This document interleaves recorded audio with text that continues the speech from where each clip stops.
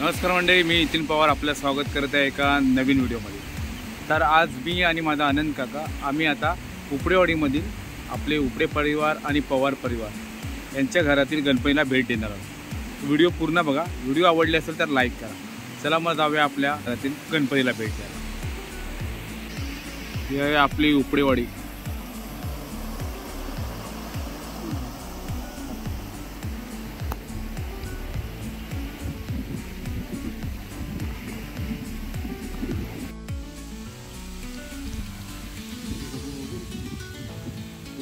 घर कोण आहे घरात